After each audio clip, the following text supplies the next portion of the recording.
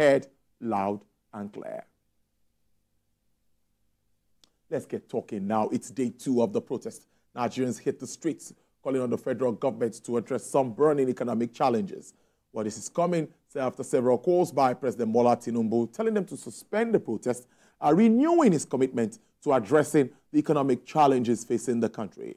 What are the implications of this specifically for Nigeria's economy?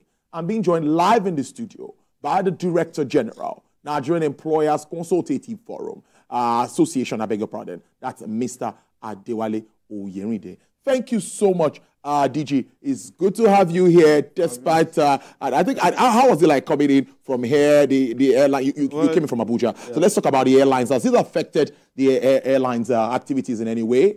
Absolutely. You know, a couple of the airlines did not fly. A couple of them had to cancel their flights. And in your opening remarks, when you said some states peaceful, probably didn't affect the economy of those areas. But the reality is this. There are business owners, there are transactions that probably should have gone on in those states yesterday. But the protest in that free movement of those business people, of those transactions. So whether we like it or not, maybe silent, but the consequences is quite far-reaching everywhere. Okay. So moving on now, let's now look at these challenges. We need to look at these challenges squarely before we look at the demands. It's a fallout of subsidy removal and, of course, liberalization of the exchange rate, which many economists said that was really the way to go. Even the IMF and World Bank has said, Nigeria, this must be done before you can, get your economy working again. What do you think about the management, really, of the fallout? Well, I think we shouldn't bring the IMF and the World Bank into this. But they've commended President Tinubu when all of this started. Well, I think that let's look at what is good for us first. Okay, good. Let's look at what is good for us as a country. If we are circumspect enough to look at where we are coming from, I said for over 14 years, the Nigerian Employers Consultative Association have continuously canvassed for the removal of fuel subsidy. That it's basically a drain in the country's purse. Now, the first subsidy was removed, or when this administration came, we knew we had to embark on certain very difficult reforms, where we need to remove the fuel subsidy, we need to get our refineries working, we need to get the productive sector back on his feet.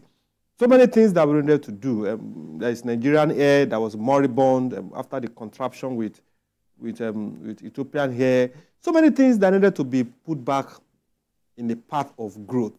And the reforms came, and what we also advised then was that government should do, while those reforms are very necessary, very, very necessary, there's also need for us to make those reforms, give them some level of human face. So as we are doing those reforms, we are also providing some level of support to the citizens so that they can accommodate the pains that will come with the reforms. So that's where we are. The reforms are ongoing. Government is doing quite a lot to mitigate the challenges. Organized private sector is making representation to government on all fronts. Government is trying its best to meet those challenges.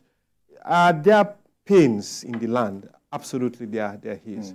Things are tough, and the expectation basically, and that's where the gap is, we've noticed. Okay. While government is doing quite a lot in so many areas, I think the communication of those interventions has been less of commendable. You can be doing a lot to mitigate the challenges for the citizens, but if you are not communicating it, then people are not feeling it. They probably will not get it. Now, the second part of it is beyond the federal government. What are the subnationals doing? It has to be a concerted effort to relieve the pains of the citizens. So if the federal government is doing this much, and kudos to the Lagos State government for the things that the government rolled out, the free medical for pregnant women, the 25, the Sunday market. Look, if all state governors are doing the same, the drops here, the drops there, the drop here, the drop there, they all put together will be massive within the context of the reduction of the crisis that we currently have. But yesterday was quite unfortunate. While we all have the constitutional right to go on protest as guaranteed, to peaceful protest as guaranteed, our fears came to bear yesterday with what happened in Kano, what happened in some other states where looting actually took place. And from my experience with NSAS, you know, after the whole looting, those that looted will probably go back and enjoy their loot. Then the police will also spend state resources, state scarce resources, to start pursuing those people that have looted. The business owners that faces the brunt, that become victim of the looting, what happened to them? Life seems to go on for every other person.